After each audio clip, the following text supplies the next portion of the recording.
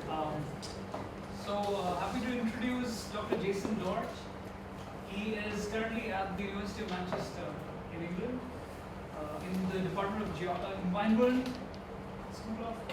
It's Department of Geography in the School of Environment and Development. So it's very close to what we are doing here. But he's trained as a geologist, so his degree is including PhD and in geology.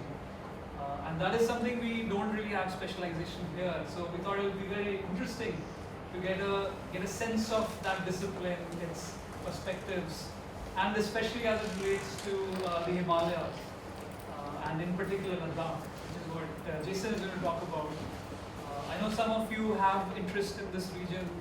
You've taken that interest forward through internships, dissertations, but this is another sort of perspective on the same place, on the same histories of the same place. So, floor is yours. You can speak for a long time, and then we'll have some discussion, question answers afterwards. Okay. Great. Thank you. And what I'm going to talk about, so we'll talk about erosion, topography, and the shape of the mountains, the morphology of the mountains. But it's kind of a highlight talk of 4 or 5 papers that I've published. Okay, which is just kind of the big kind of main themes and results. And for perspective, to kind of frame this, if you think of like a chain of knowledge, right? Has everybody heard of the IPCC? Yeah. Yeah, great, of course, right? So where do they get their information from? A lot of them get their information from big global models like NCAR, okay? And NCAR bases their models off of data sets that people like me produce. And for a long time, the Himalayan-Tibetan Plateau has been kind of a black box.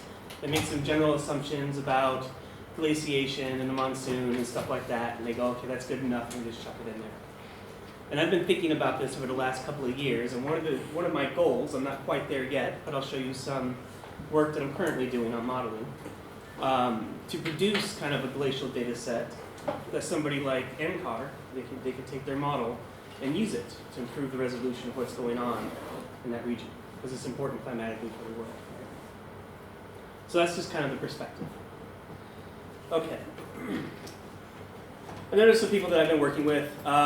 Lewis Owen at the University of Cincinnati, Lindsay Shanebaum at the University of Toronto, and Mark Caffey at Purdue. So he runs Prime Lab, which is a nice facility. So a quick outline.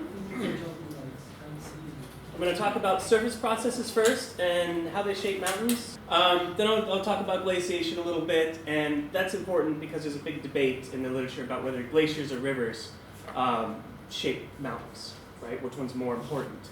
And it tends not to be a single answer for everywhere. It just kind of depends on the range and the climatic zone that it's in. Then we'll talk a little bit about climate, monsoon versus the mid-latitude westerlies, right? To bring in the winter precipitation. And then I'll show you some of the crazy modeling that I've been trying to do. I'm not a modeler, but I've been teaching myself. So never stop learning. It's very hard, by the way. Okay, so to start off with, we have I like to call them the 3 amigos, right? We have tectonics, climate, and erosion. Tectonics are kind of the big major player in the beginning, right? You get 2 plates that collide, you can create big mountain ranges, such as the Himalayan Orogen, okay?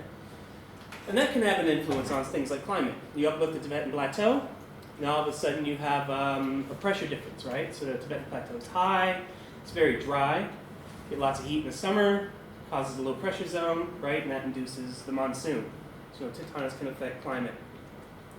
Then that monsoon changes the pattern of precipitation, which can affect erosion, and erosion in turn can affect tectonics. It's a big cycle. All these things are connected. And I have a couple of little cute cartoons to kind of explain this.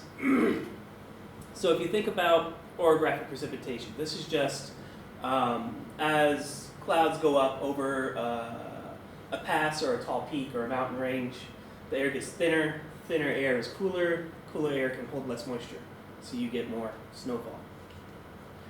So whatever the dominant wind direction is, right, so if the dominant wind direction is pointing to your right, you'll have more snowfall on this side than you will on this side, right? Same thing for rain. So a good example of this, you can very clearly see it, is Rotan Pass, right? So if you look at Rotang, if you look at Manali, there's lots of vegetation. You go over to the other side, to Chispa, Darcha, that sort of place, it's a lot drier. You go over Barlachla into the Sarchu area, it's even drier still, right? So it's really important for both flora and fauna, but also surface processes. And another thing that you'll notice when you go over that pass, so if you look at Manali, you have all these very steep valleys, right? It's all river incision, right? Carving out these valleys. And then once you go over into the drier area, everything kind of smooths out, right? So you have all these sediments being stored, and they're just piling up because there's no river system to evacuate them. So it has a very clear impact on surface processes. Another big one, just as important, if not more important, which is very surprising, is snowblow. Right? So like the Ladakh Range specifically, you're going to get more snowfall, right, on the southern edge of the Ladakh Range, but because the dominant wind direction is from the south, it blows the snow, it strips it off, and blows it up and over to the north side. And then once it's on the north side, it has more shading from topography, from the mountains, right, because the sun is to the south. Right? So in the northern hemisphere, we always have more shading on northern slopes. In the southern hemisphere, you have more shading on the southern slopes. So that helps things like glaciers stay alive because they get less sun. So you have to a very angry sun. And these two processes together, when they're aligned in the same direction, can really help create asymmetric topography. So you can get much bigger glaciers on this side than you would on this side, which means you get much more erosion, and the glaciers both erode backward, they steepen the mountains, and they also cut down. And as they cut down, they create even more shading, right? So it's like a positive feedback. Now as glaciers steepen their head walls, as they erode back, they can make peaks so steep that they can't support themselves anymore. And so then you get these very big landslides, right? Where entire peaks collapse and they come down into the valleys, right? And if you have this happen, it's kind of a stochastic thing. So it's like, it's a good example, stochastic process. I guess it's like flipping a coin, right? It'll come up heads or tails, never in between, right? So these peaks, they grow, and then they fall over. But they fall over they landslide kind of randomly, right? Depending on how active the glacier is. And if you look across a whole, say this is a whole mountain range, right? Like the Zanskar or the Ladakh Range, you'll have lots of peaks, a couple of really tall peaks, but most of the peaks will come in at around an average height, an average elevation, right? And that's the elevation that they've been trimmed off to by glacial erosion and this landsliding process. And we call that in the literature a glacial buzzsaw, because the mountains are growing and growing, right? Because of tectonic convergence, right? And it's pushing the mountains up, but these glaciers are eroding the peak and making them too steep. They landslide off, and they always landslide off to about the same height, right? So it trims it off more or less evenly. And you do get a couple of exceptions, but they're what we would call transient features. They'll only hang around for tens of thousands or maybe even a million years. You know, a million years in a geology timescale is basically a weekend, so it's not very long. And then thinking about how erosion affects tectonics, and this is kind of more recent development, and by recent I mean early 1990s, started the field of tectonic geomorphology. And that's really what I would classify myself as, a tectonic geomorphologist.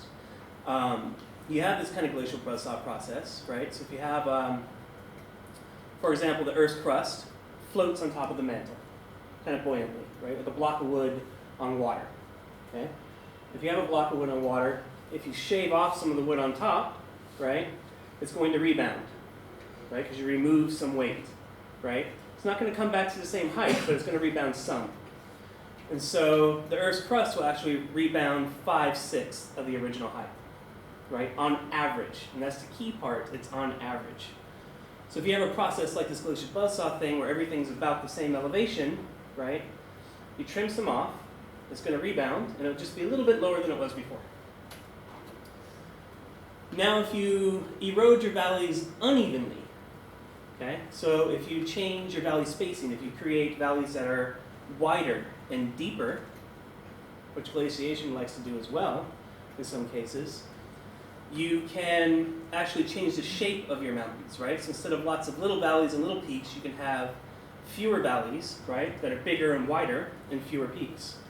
And if you do that, you still remove rock mass, so your crust is going to rebound, okay? And you've lowered your average elevation, right, so we've eroded down to 2, and then it's going to rebound 5/6 of the original height, so it's going to move up to 3, okay? So your average elevation over your whole landscape is still lower. But those very tall peaks, since they've been preserved, actually get uplifted higher. Okay, how many people did I lose there? So in this case, if we trim it off evenly, right, and we lower the surface from 1, right, which goes a little across, down to 2. So that's just straight off, we're removing things off the top, right? Lowers it down to 2. The average elevation will rebound 5/6, right? So this is 5/6, and you see it's of this distance between 1 and 2. And it's just a little bit lower, so it's 1/6 lower than 1, okay? Now we've done the same thing here, because this is the average. You're only averaging over a very small elevation. Here we're averaging over a much bigger elevation, right? So the average point, at least since we change it, is going to be 2. And you see these peaks are the same height as those peaks, right? Because we didn't erode our peaks down like we did in this case. The peaks stayed just as high, but we changed the average elevation by cutting deeper into our valleys. This will still rebound 5/6 of that height, right? The average will, which means the peaks actually get a couple hundred meters taller. And there's very, very good examples of this. I think there was a paper by Zeitler on Nanga Parbat, and that was kind of one of the really big kind of cases of this, where you had a runaway effect. You actually create a mountain where you have 7-kilometer face, right, on Nanga Parbat. So it's a very interesting process, and that's kind of a new thing, thinking about how these, you know, like a little piddly river, these day-to-day processes of just a couple of sand grains going away down the river can actually affect tectonics and the height of the mountains. It's a very interesting concept. So that's not all of these interactions. There's much more. I don't want to get too far into detail, but I think that's enough to explain the rest of my talk. But this kind of, getting at this kind of triangle and seeing what's going on in a particular place is kind of one of the things that I'm very interested in. It's like a little puzzle to solve. Okay, so moving on to glaciation. We're down here somewhere, right? I think. Farther down? I would say so now. Down here. And then we have the Ladakh Range out here outlined in yellow. And that's where we're going to talk about for, I think, most of the rest of the talk. And this is just a couple of pretty pictures. So this is standing on top of Niala. So I don't know if anybody's been up there, but I'm quite sure a few of you have. Cardon Law is one you could drive over, and this one is to the west. So if you walk up Basgo Valley by foot, yeah, and up and over the pass, you'll get to this place. This is just kind of show you the difference, right? So I guess we'll start with this photo. Can anybody tell me which side is the north side and which side is the south side? This is the north. Right, this is the north side, right? So you're right. And that's where all the snow is. And this is just after a recent storm event, and you can see little glaciers hanging on back here that are facing north as well. And even after a recent storm event, you can see how little snow is over here. It's already been stripped off by the wind and blown over. And this is looking to the north, and you see you have this nice big U-shaped valley, right? So this is classic of glacial erosion. They like to create these big U-shaped valleys, and they shove all the sediments out and erode rock. Versus this is looking north into the southern valleys of the Ladakh Range, and you see these big alluvial fans, right? And all this debris that's piling up, and you don't have those nice big U-shapes. So across the range, it's a very different landscape. And this is the central Ladakh Range, right? So Leh would be right here. And I've gone out and done some mapping in many of these valleys over the course of a few summers. We mapped glacial deposits, and we've mapped out all the active glaciers. And one thing that you can notice right away is here's the range divide. And most of the glaciers are on the north side of the range, right? And then one funny, interesting thing, it's hard to see it in this slide, I'm sorry, but the glaciers, even on the southern valleys, are facing north, right? So they've eroded backwards in their valleys. They've actually turned them around into these weird kind of J shapes. And it's just to hide from the sun and for that snow accumulation by the wind, right? Because it's more favorable for them to survive. So we went out, we mapped several glacial deposits, and one of the things that I found is that there's glacial deposits that come all the way out to the Nubra Valley, right, where glaciers coalesced. Glaciers from the Ladakh Range, glaciers from the Karakoram, and even the Siachen coming down in here. Okay. Versus on the north side, glaciation was much more restricted. So just to give you an idea, these orange ones are, say, about 80,000 years old, and the green deposits are maybe about 150,000 years old, versus these orange ones on this side are 350,000 years old. Right? So you have much smaller glaciers even during periods of more glaciation, right? They're not advancing as far as on the north, so they're doing less work. Other interesting thing that you can see is if you look at the valleys here, they're very narrow. They're wide right here, but that's where sediment's being accumulated, right? But in these upper parts, you see that they're very narrow little valleys. Versus on the northern side, you see they've got more of a flat kind of notch to them, right? And this is that thing I was explaining about eroding unevenly, right? This is, on the northern side, is that kind of scenario, right? So you're incising deeper and wider valleys, and you have less of them. So there will be higher peaks on the north? Yes, there are, and indeed there are higher peaks on the north.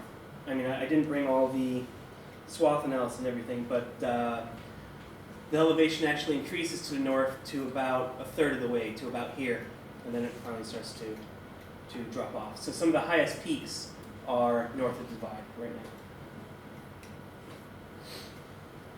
now. Okay, so how do I know how old things are? One slide about this, because I don't want to bore you with details. I do a technique called Cosmogenic radionuclide dating. Has anybody heard of that before? No, okay. So, very, very simple terms.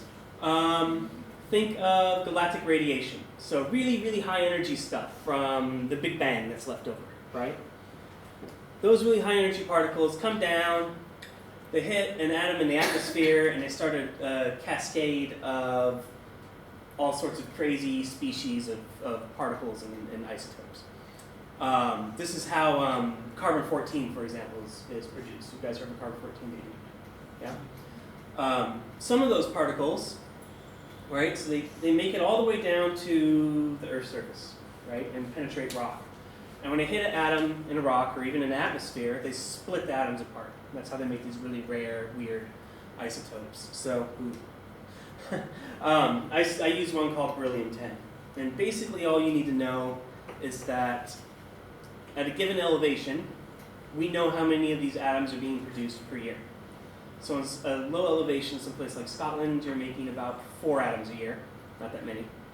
Higher elevations, say like in Ladakh, you're making probably about 30 atoms a year. So I can go to one of these deposits and chip off a bit of the rock surface on, say, a boulder that was deposited by a glacier, right? I want to know when the glacier existed that deposited this boulder. So I can go and chip off a little bit, do some fancy chemistry, and send it to a particle accelerator, and they'll tell me I have, 300 atoms, right? I know I'm making 30 atoms a year. That means that rock's been there for 10 years. Pretty simple, right? There's lots of little nuances that are awful, but I won't tell you about this. That's basically what I use. And you can do a lot with this technique because you're directly dating rock. The problem with radiocarbon is more accurate. The problem with it is you have to have something alive that got buried or incorporated in the deposit, right? So you never know exactly what you're dating. If you find a tree that's in a glacial deposit, how long was that tree hanging around before the glacier ran it over? Don't know, right? And also in places like Ladakh, it's very dry. There's not a lot of vegetation, so you don't have lots of big chunks of wood hanging around and this type of stuff. So radiocarbon can be really difficult. But directly dating rock helps us get around a lot of that. So that's just an example of a couple of these isotopes. I lied, I had 2 slides. And this is the AMS that we measure them on. So we send our samples to a particle accelerator, and they count the atoms for us, basically. Okay, so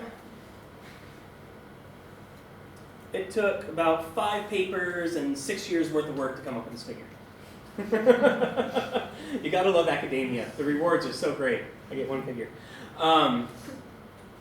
This is just kind of a general overview, right? So if you're looking at a valley on the southern side of the Ladakh Range, this is in general what's going on from what we found, from all the mapping, from all the dating, and looking at different processes. And basically towards the head of the valley you have a glacier that usually wraps around, okay? And this is the mouth of the valley, and then this river flows down. And you have lots of frost shattering, rocks being broken up by the cold, so freeze-thaw processes on top. And there's some permafrost in the upper parts of the valley. And then this orange-colored bit, this is the really important bit, those are old glacial deposits, right? So glaciers shove all this debris down as far as they advance, and then they retreat away, right? So glaciers are really good at eroding bedrock, breaking it up and creating a lot of sediment. But they're really bad at cleaning up their mess. So they break up all this rock, thousands and thousands of cubic meters of debris, and they just dump it in the middle of the valley, right? Then it's the job of the river systems, so these black lines, yeah, that slowly erode headward and widen this part, and they start removing that sediment from the valley. So they're evacuating the sediment. And that's the main thing that's going on. So this is a cross-section of that range. So I have my little sharp peaks here, where all that frost shattering is happening, but all that debris is coming down, and it's just basically being stored. Around here is where all the big glacial debris are, and the river system's evacuating those at very, very low rates, 20, 40 meters per million years. But then the processes up in the sides here are even slower, and this is just basically weathering. It's not wet enough to really produce what I would call soil, but it's trying. And so you have just kind of salt weathering and just soil creep and those types of things going on. So not much. And then the green area is mostly storage, right? So most of the valleys, there's a couple of valleys where you have a little bit of river incision, but not very many. Most of the valleys on the southern side, we just accumulating sediments. And to get that picture, and those rates took quite a bit of work, a lot of time. But the really interesting thing is there's most of the sediment that's coming out of that range is only really coming from one spot. It's only really coming from that glacial erosion. So that's telling me that that's the process that is shaping the mountains, right? None of the other processes are really doing anything.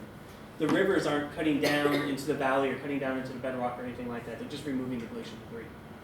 So that stuff's already been broken up and eroded.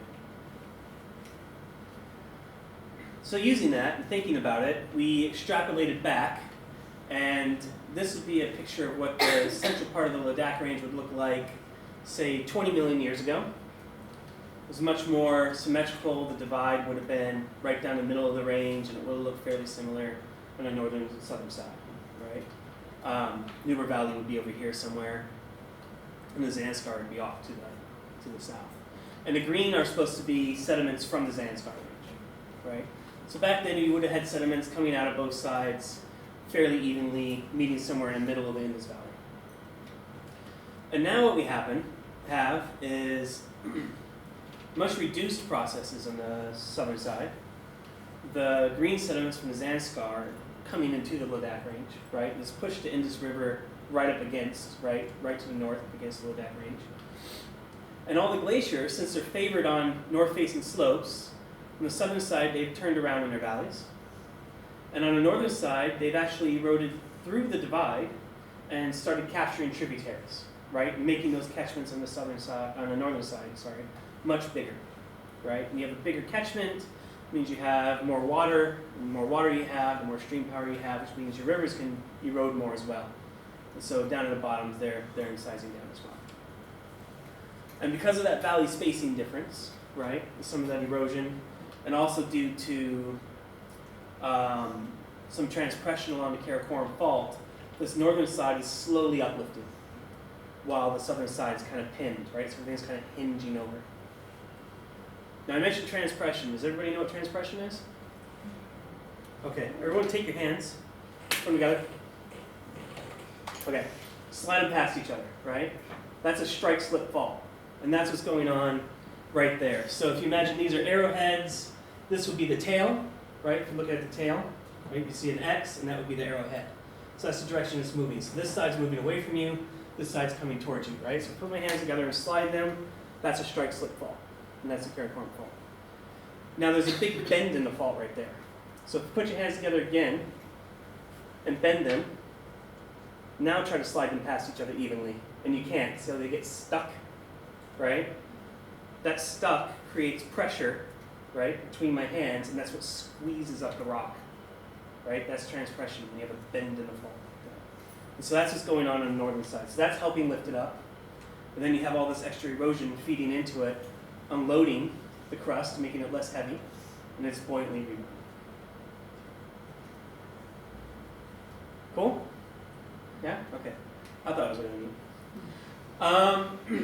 All right, so that's the kind of glacial bit. Moving on to climate, I think I only have 3 slides about climate. Sorry, this is kind of hard to see. This is basically very large landslides. So these landslides, every one of these landslides are in the Himalayas somewhere. And they're all more than 1 million cubic meters of debris. So if you think about a cubic meter, think of that times 1 million. They're quite big. Who's been to around Sarchu? Right. Have you seen the big peak that's come off? Yeah. That big deposit? Yep. It's the Kilang-Sari slide. That was, we estimated that to be, I think it was 520 million cubic meters. So that's the biggest one. There's one at Dortch, very clear. It comes down into the river valley. One at Patsio, and then one in between the Ladakh and Pangong ranges, the Chiram slide. So there's lots of these landslides. Those are the 4 that we dated. There were some other ones that were dated. And I plotted them all up, and I got to thinking, you know, maybe these large landslides, maybe they have something to do with climate, right? So I looked at a couple of lake cores, one from Pangong So and one from Sumiko. Not sure how to pronounce that, but that was my shot. And we have these blue bars from those lake cores, and these blue bars are the wet periods, okay? Now these are periods where we have these enhanced monsoons, and these periods last for somewhere between 1,000 and 3,000 years. And during these periods, we get somewhere between 50 and 100% more precipitation, even as far away as Pangong So, right? And that's when a lot of these failures happen. So this second one was actually the wettest phase. We have a monsoon intensity curve here, just for reference. You see it's around the peak of that. This is the wettest phase, and you see all those little red dots, or you can look at the histogram. That's when we have most of these failures. Okay? So what this is telling me is that the monsoon is really important to surface processes. That's what I want you to take away from this slide. It has a real effect on not just the rates of the processes, but also the magnitude, the size of processes that happen. There's small landslides all the time. We get big landslides due to earthquakes, but some of the biggest ones, it looks like, are linked to heavy, heavy precipitation over long periods of time. So kind of a similar thing. On this one, the age scales on this side, so starts off from 0 to 400,000 years is right there. And this figure's a bit of a mess. It's a bit small for this, but the main thing I want you to pull from this is these are all dated glacial deposits by me, by other researchers, over the past, I want to say 40 years. Okay, so this is a compilation. This is everything in the western Himalaya-Tibet region, right? So basically, from the edge of Nepal, straight on across to the west, right? Tajikistan, all those countries, okay? So all the dated glacial deposits. So we plotted them up, and we did some fancy statistics that still confuse me slightly. But we did some statistics and broke them into groups. And the average age of each group is represented by one of these red lines. Okay. And how these red lines plot on climate proxies was the thing that we were interested in, right? So thinking about climate again and how it drives glaciation. And we had this question, what drives glaciation? Is it monsoon precipitation or precipitation from the middle latitude westerlies. Now, if you're in a monsoon kind of influence region, Nepal, Bhutan, those type of places, it's clearly the monsoon. But as you move north, right, through the Himalayan chain into Tibet, the westerlies become more and more important. And the interesting thing that we found, well, these two are so old, ignore those, because their error bars are so large, we couldn't really say anything about them. But with these ones, one of the interesting things that we found is that most of them line up with peaks of monsoon intensity. Okay, so this one's on a peak right there, this one's on a peak, that one's on a peak.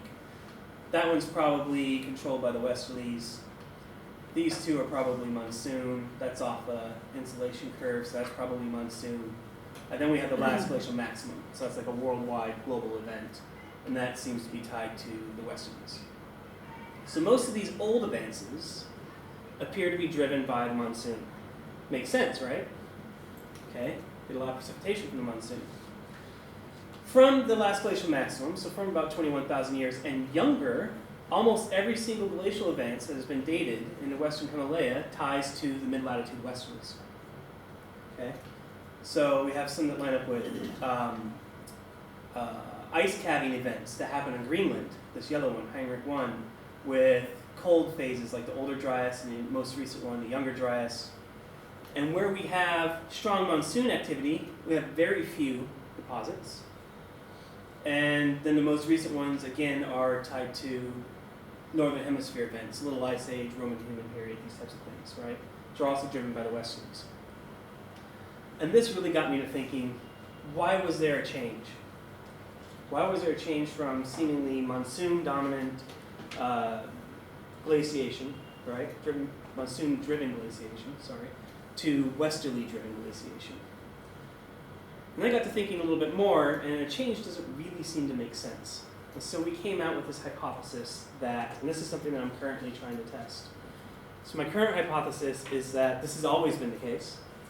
And what happens is the monsoon brings a lot more precipitation than the westerlies does, right?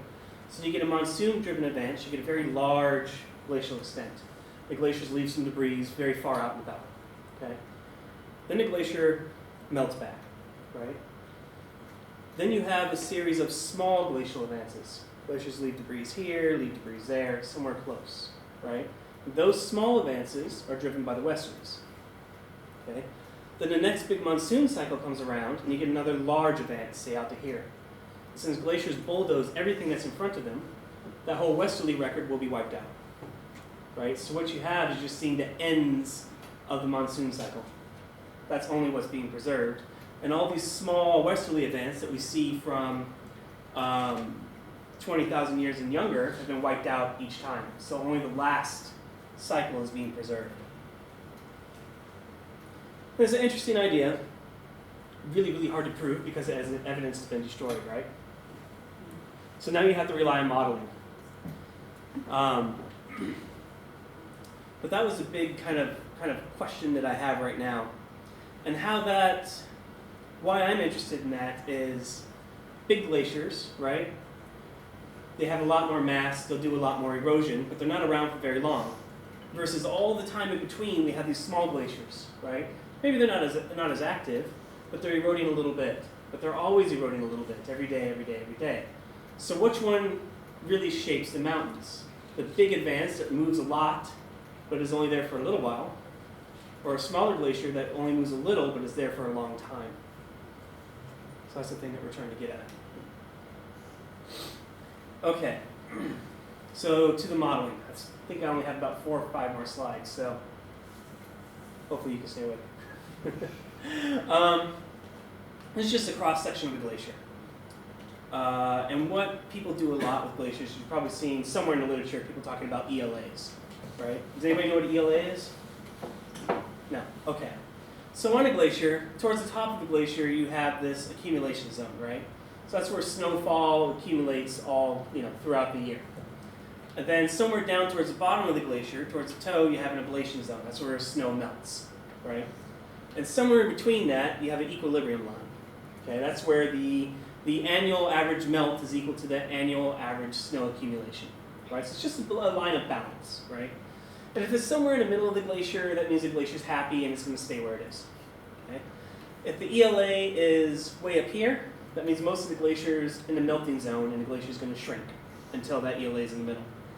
If the ELA is down towards the toe, that means the glacier is going to grow until the ELA is in the middle. Who determines and how this ELA, how is it? How is it determined? Yeah. There's lots of different methods. But I think one of the most simple ones is looking at the mean elevation of the glacier. Okay, so it's a height, it's a calculation depending on the height. Height and surface area, yeah. So how much surface area is in each elevation band. Yeah.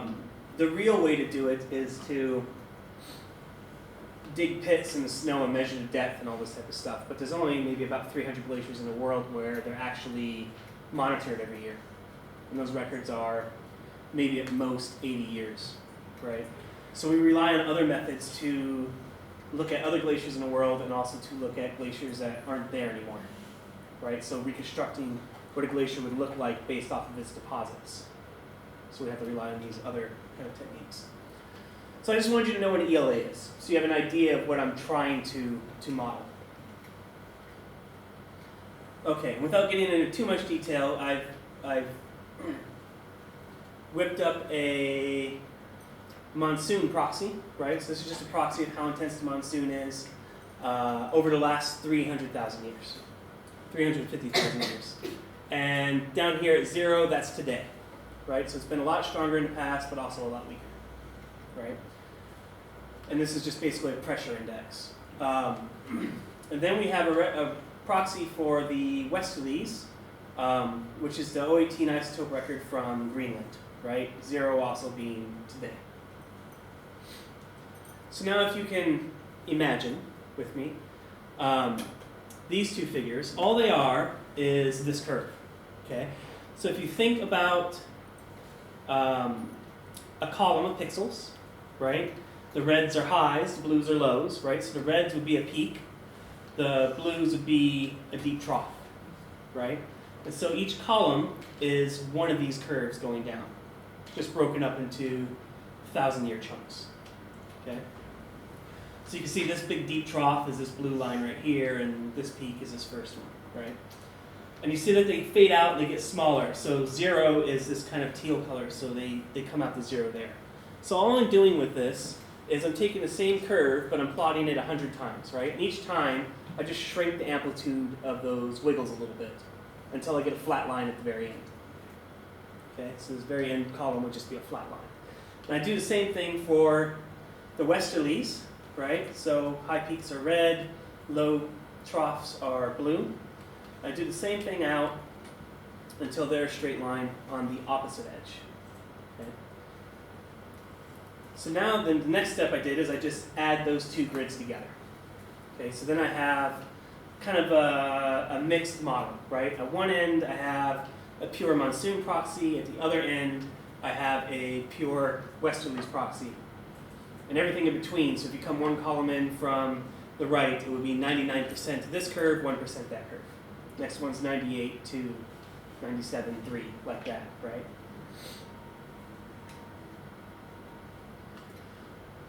And then we took the, hard to tell on here.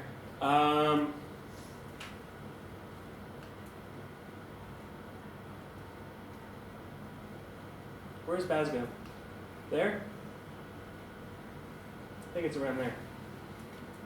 We took the Basgo catchments because we have some nice deposits there, right? And we looked at where the glacier deposits are, we looked at the topography, and we reconstructed those past glaciers that deposited those debris, okay? Reconstructed their ELAs based off of mapping. And those ELAs are these red dots, okay? This is where I might lose you guys a little bit, I'm sorry. So one of the things that glaciers do is, remember how I said they erode into the valleys, right? And they erode downward into the valleys? As they erode vertically downward, they lower the elevation of the valley floor, right? They lower the elevation of their valley floor, they lower the altitude of their accumulation zone. And as they lower the elevation of their accumulation zone, it means that they accumulate less and less snow because they get lower into warmer temperatures. So a glacier, if left completely alone, will eventually eat itself out of existence, which is kind of a funny thing. So to correct for that, we just fit a linear line through all the ELAs because the climate forcing on, say, this ELA and this ELA were pretty similar, right? So we fit a straight line and we subtract that off because that's the change due to erosion. What's left, this variation that's left, is due to climate. And I could take those kind of dots and compare them to my various curves, right? So this is my mixing model, and it was a pain. I spent at least 3 or 4 weeks cursing at my computer before it even worked for the first time. But each pixel, you guys can see kind of pixels in here, right? They're very small. Each pixel represents one curve, okay? And each curve was run 1,000 times against these dots to accommodate error, right? So in the end, I ran something like 10 million curves. So when I did finally get it to work, I set my computer off my desktop and it churned away for about 4 days. Then it spit out an error message and I had to do it again. Eventually it worked. And this is just correlation values, right? So reds are good correlations, blues are bad correlations. And I didn't even know this project would work. This is kind of a shot in the dark, okay? But it's really encouraging, these results, because you'll see kind of a bullseye pattern, right? So we have very low correlation out here, and it gets higher and higher and higher, and the best fit is around in there, okay? If this would have come back with multiple high spots, multiple good correlations, I would have just walked away from it, because there's no way to solve it, right? This is telling me that there is a single solution, which is good. And in this case, so my correlation value is 0.96, which is really high. And it's 24% westerly proxy and 76% monsoon proxy. Which is really, really interesting. Because remember, the monsoon changes in strength through time. So when it's weak, you're going to have more of a westerly influence, right? But this should average all that out. So over the last 350,000 years, on average, 3/4 of the precipitation and the driving of glaciation is by monsoon, 1/4 on the westerly, right? So westerly is a smaller player, but 24% is still significant, right? It's still something to consider. So then I could take my proxy and I could flip it around into a ELA curve through time. So this is what the ELA would have looked like over the last 350,000 years. And this is where the fun things really start to happen, okay? So there's today. ELA is somewhere around 5,700 meters, okay? So, and the glaciers are very small there right now, right? So I feel pretty confident in saying that all the peaks that are higher than today, where the ELA was higher, there's probably no glaciers there at all, right? So that's at least 1, 2, 3, 4, 5, maybe 6, but at least 5 times in the last 300,000 years, there were no glaciers there. So they have gone and gone away and come back and reformed. And then we have some very deep, some very large extents in the past as well, right? One interesting thing about this curve is that as temperatures become warmer, right, the monsoon becomes more intense.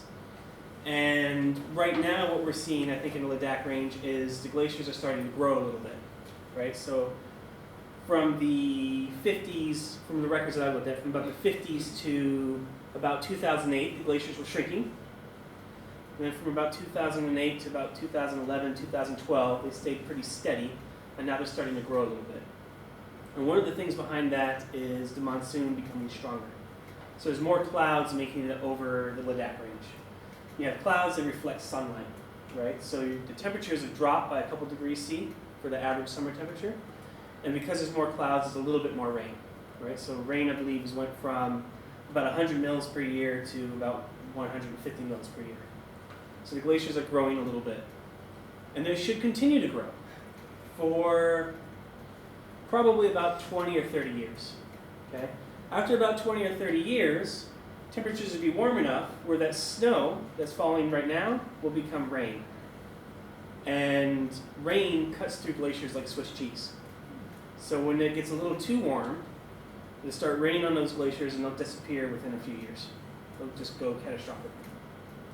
So this is an interesting thing, and I'm actually taking a group of geographers from Manchester on Friday up to Manali, and we're going to work our way up to Malay. And one of the projects is to go and look at one of these glaciers and to model it and talk to the local population, talk to the people. And one of the challenges that human geographers have is trying to get people to understand that you may have a serious water issue in 3 decades, even though the glaciers are going to be growing right now. That's a very tough thing to do. And then taking that and taking what we know about glaciers, how most of the ice flux occurs at the ELA, right? Because we're melting on the lower elevation end, we're accumulating snow on the upper elevation end, and it has to flow down in between, right? So you have your most ice mass right at the ELA. And I can turn that entire ELA curve into a histogram and compare it to what the shape of the catchment is, right? And this is kind of the validation of the model. So the lowest part, the lowest ELA in the last 350,000 years, makes it right to where we have a change in shape in our catchment, right? So this top part is the part that's being eroded. So that's telling me that I'm on the right track. And where the ELA spends most of its time is right in here where it becomes even more steep, right? It's where you have the tall peaks. So this kind of mode of glaciation, which will be monsoon driven, is what's really kind of shaping those catchments and shaping those peaks. So I got my answer out of that, I think. And this is an exercise I need to repeat everywhere that I can. I think there's about 10 valleys where we have enough piles of debris to reconstruct it like this. Okay, so conclusions. It's the last slide, I promise.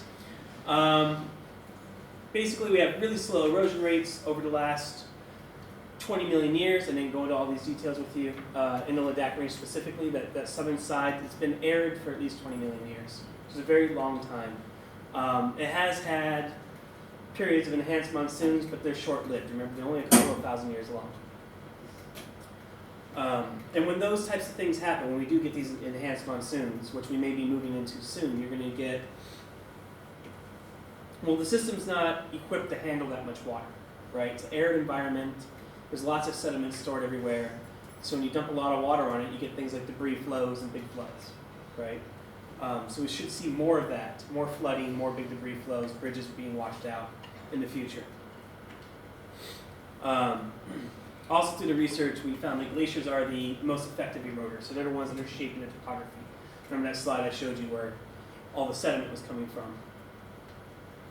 And this is that bit about climate. So the westerlies are driving rapid changes, but small changes in glacial extent. And the monsoons are driving less frequent, but bigger changes in glacial extent. And it's those big changes that are indeed kind of shaping the mountains. I've since, I don't have it on here, but I've since run this in the, run this model in the Pamir, and it's the opposite. It's the westerlies that are driving everything. So now I need to narrow down and see where the transition occurs. I'm guessing it's probably somewhere around the Karakoram, but I'm not sure.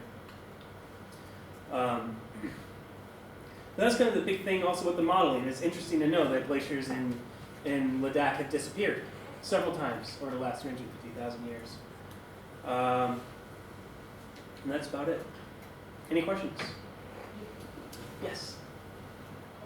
How do you really assess the glacial rebound when in a mountain chain like Himalaya, which is already rising? Sorry, one more time? How do you really assess the glacial rebound in a mountain chain like Himalaya, which is already rising? How do you assess the rebound? You have to get at it through thermochronometry. So something like, you know, like fission track dating? Yes, Yeah. But whether the age range of the fission track will be that much?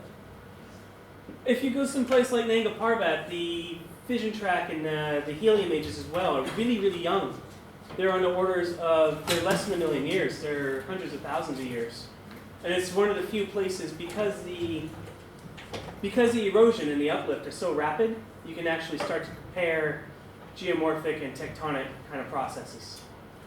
On the opposite end, someplace like the Ladakh Range, because the processes are so slow, right? Very, very slow. Actually, we were shocked at how slow they are. A lot of the small catchments are moving at less than a meter per million years. But the the magnitude of the processes are the same, right? So if you look at Alka Tripathy's done some work, and Linda Kirstein, they've both done a lot of thermochronometry in Ladakh and Pangong regions, and they're showing about 0.6 millimeters a year of uplift on the northern side. But that's the same magnitude as the erosion. And in some cases, the erosion's outpacing it. So that's where you get the suggestion that the removal of rock mass is spurring on the uplift. Yeah. So I have a question. When you said that, first of all, how certain are we about the monsoons and change depending and resulting from the global warming? First of all, that because Right. the latest stuff that you said depends on that assumption. Yes. And then and the second is, if we are certain, then, and if you've tried to speak to people there, policy, maybe, I don't know, people who need to know that they have to be prepared, Right. how has that conversation gone? So I'm not a atmospheric scientist. I mean, most of that's from other literature, right?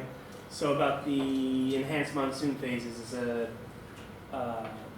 series of publications by Francis Gasset, and then there's some other papers by, there's actually some very good papers by Bodo Buchhagen. I think 2005 is a good paper, which shows that the change in monsoon intensity over the last couple 100,000 years has played an important role in how much it's varied.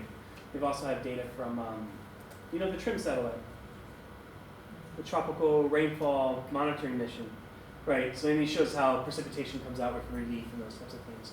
But most of that's from building on other people's work, showing where they have, I couldn't tell you about the stable isotope chemistry and stuff where they figured out how much more monsoon precipitation is coming into a certain lake and that sorts of things. And it's just things that I'm building on here. And as far as going into policy, and that's where, okay, so back to the perspective, and maybe it's a little selfish, I don't know. I'm interested in how mountains evolve through time. That's my personal interest, and that's kind of where my interest stops. But what I do want to do, so this model that I presented needs a lot more work, okay, to verify results.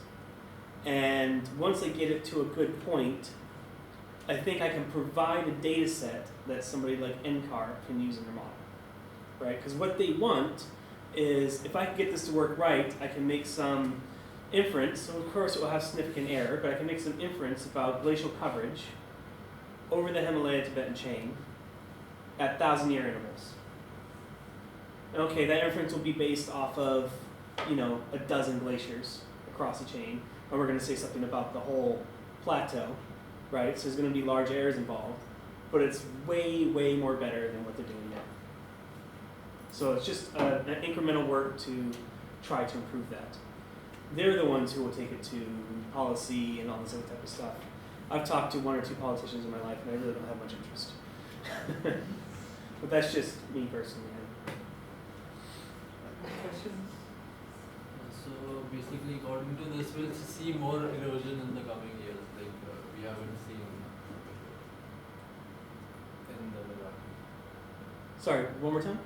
We'll see more erosion in the coming years in the Ladakh region than we have seen in the past many years.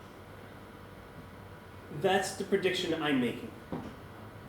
That's the prediction that I'm saying. I think maybe 1 or 2 other researchers have said something similar in some papers, but yeah. And that's not a... And that would drastically change the landscape. I don't know if it will drastically change the landscape. I think... So if you remember, in 2010, there was some quite bad floods in Leh, and debris flows, right? But this year, And this year? Yeah, Yeah, there was a couple of roads washed out, right? 2010 was definitely one of the bigger ones. Right. After the mid-60s and then early 80s. It was actually a mud wash. There was a cloud burst and it was in the Choklamsar area. where the entire slush came down and it affected the community staying there. Right. But it happened along the north banks of the Indus all along. Actually, The destruction was more there because the density of the population was more into concern. But the scale of the mudslides were comparable all along the north banks of the Indus, right into the actually, if we see, I think he must have seen, if we see in the Ladakh region, there are mud flows of hundreds and 300 to 400 meter thick mud Yeah. flows all along. Yeah. So the value climate says like this. I think again that is a question of policy. I mean, we have to have a policy where people should not be allowed to make constructions where mud flows are expected. You know how policy works in our country. Just ask But building on that, there's another researcher at Edinburgh, Simon Mudd, on your point.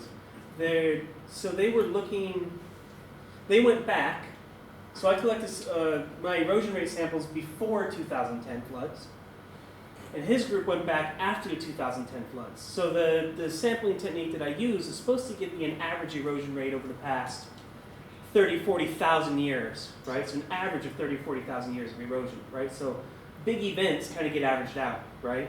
So he went immediately after to see if the average would be the same. And we're waiting on his results. But when I was talking to him, because he did some quite detailed mapping, he was saying that so it was like a cloudburst event, right? And it was really kind of localized, like you were saying, in a few valleys. Yeah. So 3 or 4 valleys were really much more strongly affected than the other valleys in the front of that range. And that's kind of an interesting thing too, so thinking about the pattern and how this stuff is going to move around. But do we really expect more erosion now? Because as we are observing that the health of the glaciers is improving Yeah. in Ladakh region. So if the glaciers grow, they will not erode much. Yeah, but it's the river system that's going to remove the sediments. No, but again, Ladakh region is an arid region. If we come down to semi-arid, say like Himachal or in the more humid region of Uttarakhand, then I think there will be more erosion. But in Ladakh, I don't expect much. See, I think the opposite, and just because the arid region is what I would call a transport-limited landscape, right? So you have sediments piling up all the time, and they're not being evacuated by the river system because it's not strong enough to remove those sediments. But yes, the glaciers will grow, but that means you're also going to have more rainfall lower down in the valleys. It's the increase in rainfall that I think will do the erosion. So it's the evacuation of the sediments that are already piled up that I think will increase. And those are the things that form debris flows. That's what I was kind of thinking. I actually had a question, completely opposite to your kind of work. I work with myths and legends, so forgive my lack of information. So there is this legend that sometime in the 12th, 13th century, there was this major flood in the Nubra Valley, which gave the valley a part of its shape now. I don't know whether that's true or not. There are these myths that almost 60 to 70 villages got completely submerged, and a large part of the population actually moved to the south of Leh, to what is Chushot today. And that is a huge migration that had happened. I was just wondering whether any such event in your maps figure somewhere in the early part, like 1,000 years ago. Like, is there something very significant in the Nubra Valley in that 12th, 13th, 14th century period? Yes and no.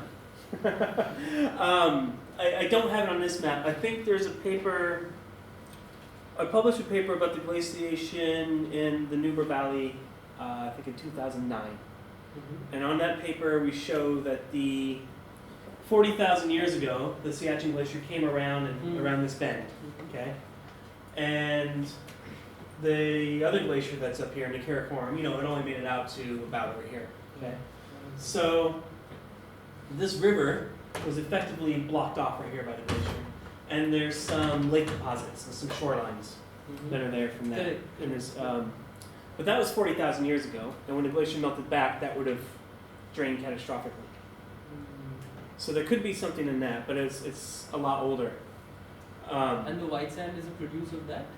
And the what? The fine grained sand is a produce of that. Yeah, so it's just accumulation of all those debris. But it reminds me of when we were dating the landslides, there's a very serious legend around Dortch about this pregnant lady who came in the middle of the night looking for help, and she was by herself, and it was raining, and nobody in the town would help her, and everybody shooed her out of town, and she left that night.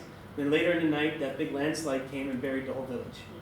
And so the new town of Dortch is the one across the valley. And then we were like, and we were actually thinking, okay, maybe this is recent, because we heard the same story from different Jeep drivers, different cooks, all sorts of different people that, as far as we knew, didn't know each other. And then when we got the ages back on that landslide, it was 8,000 years old. So, and then when I sent my paper for review, for academic review, one of the reviewers actually commented and said, well, what about this legend? How are you going to disseminate your results to the people of Dortch? And I was like, I don't know. I was a PhD student. I had no idea. But those types of things are interesting. And sometimes they turn out to be true, and sometimes they don't. I know a couple of people who have actually had success by looking at, I have a friend who's a tephrochronologist, and she's actually looks for old paintings with deep red sunsets, right? Because when you have deep red sunsets, it means you have a lot of dust in the atmosphere, and usually that's probably something like a volcanic eruption or a very, very big fire. And so she can look at when that painting was painted and go look around that landscape of sediments about those times, and it helps her find ash deposits. So sometimes it works, sometimes it doesn't, I don't know. Well, the time scale is so different. You're talking billions of years, and humans' memory and even myths and legends will go. Yeah. Like even what we are talking about in terms of, the sort of on-ground conversation in Ladakh constantly is about climate change. And I mean, just recently, like yesterday and the day before, there were these conversations where they want to now stop all tree planting drives. Because there is this common myth on the ground, the more trees that you plant, the more clouds you are attracting. And it's having a very adverse effect to the on-ground living culture, because a lot of the mud houses are just collapsing because they were not used to precipitation. Right. Summer precipitation, monsoon precipitation, and now they have to cover themselves with sheets of plastic or whatever, asbestos, whatever. Right. Now, one never knows where the reality kind of is placed within all of this, because these are mostly knee-jerk reactions. So maybe these kind of studies, I don't know. Yeah, I mean, the interesting thing, like my comment on that would be, I don't think planting trees or agriculture is really have much of an effect. I mean, it's just really, it's such a small thing, I mean, the monsoons, it's a beast, it's a big system, a big, powerful system, and it's really heating in Tibet that's driving that. It's what in Tibet? Heating of the Tibetan plateau. So that creates a low pressure zone, and it draws in moist air, right? And that's what really drives the monsoon, and that, I think it's stronger heating that's leading to the more intense monsoon. And there's all sorts of, in the literature, there's all sorts of crazy hypotheses.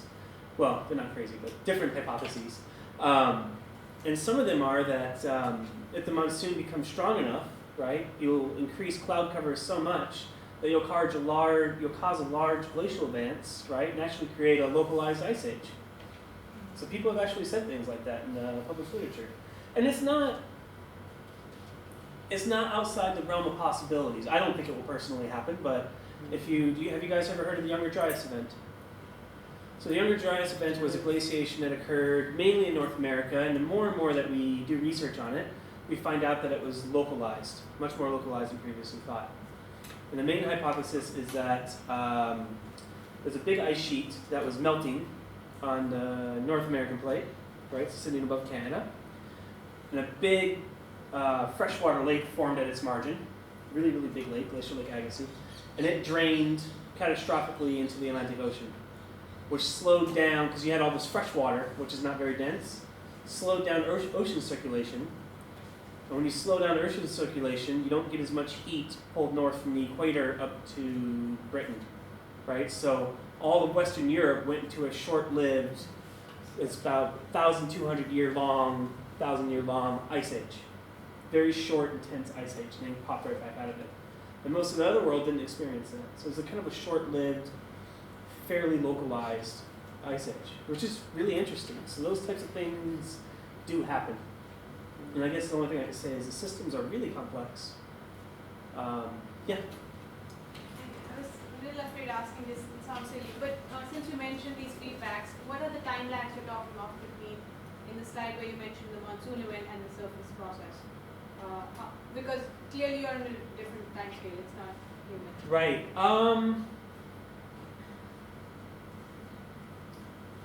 With the errors involved in the dating technique that I use, I don't think I can comment on timelines or what they are. Right? So we know from the lake cores are controlled with radiocarbon dating. They're much more precise. They're a couple percent sometimes, right? And my dating technique is like 10%. So from the lake cores, we know, let's say, what slide was it? On this one, you know, these blue bars are fairly accurate, right? You can see the air bar, well, barely see the air bars. Air bars are pretty big in some of these, right? So I just know that most likely they occurred sometime during that wet period. I can't say what exact event it's tied to. So it's just, as you move further into the past with things, it becomes a lot harder. Errors get larger and you become a lot less certain about stuff, right? So you correlate the best that you can. If we were talking very modern stuff like the 2010 flood, right? We can point to the cloudburst event and which valleys it happened in and go and quantify the erosion. But if you go and look at that same landscape in 10,000 years, it's a little bit harder. Did you mean this slide? No? Yeah? Maybe? Okay. So there's one more. All those dates which you have combined there, are they combination of several methods? Are they a combination of? Several methods like Yes. So most of these have been dated using cosmogenic dating. Some of these other ones, this one with the very big error bars, the Sogari, that was electron spin resonance. That was actually the biggest slide. That one was really cool because it was so big. When it came down, it created a lot of friction at its base. And it created so much friction it actually melted the rock. There's something that we call a tacholite. And so that was dated using ESR. Some of the other ones were, one or two of them might be OSL. Yeah. I'm not sure if there's anything else. I think that's it.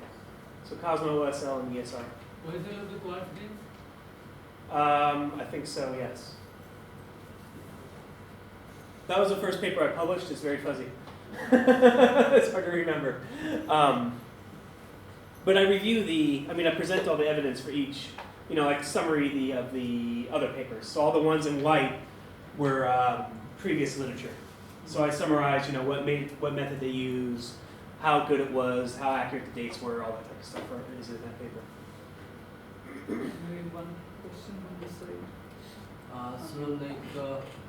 Apart from the heating of the Tibetan plateau, do events on the Indian plains and the southern slopes of Himalayas also make the clouds rise higher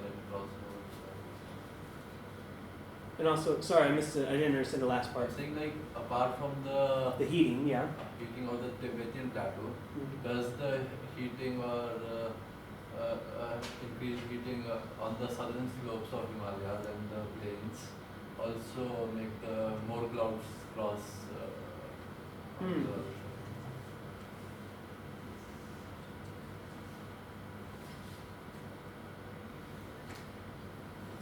The short answer is I don't know.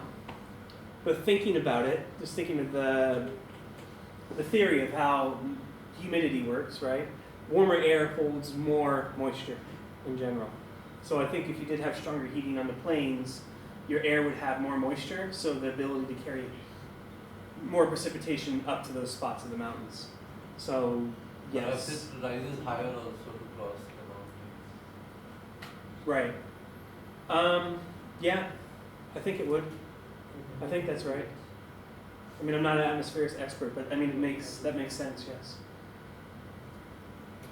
My unprofessional opinion. Yeah, the warmer it gets, the more clouds that are going to make it over, so. And the stronger the low pressure zone, the faster you're going to pull them in. So, yeah.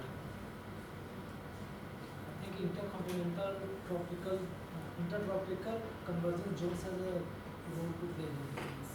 The IT, yes. Because it shifts in the summer, and it attracts more moisture, so that monsoon comes in. Right.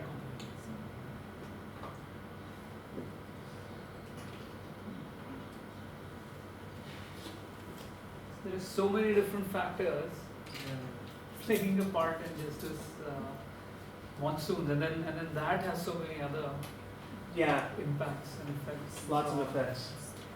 And it's all tangled, it's all interrelated. I mean, I'm trying to get ecologists up here to start. So one of the things I want to do is to further verify the model. I was talking about more work. Last thing, and I'll let you go, is I want some ecologists or palynologists or somebody to come and look at these periods where I'm predicting a glacial stage that we don't have debris left for, to take some cores in a lake or something and see if they find that predicted change, right? Because that's how you verify a model, right?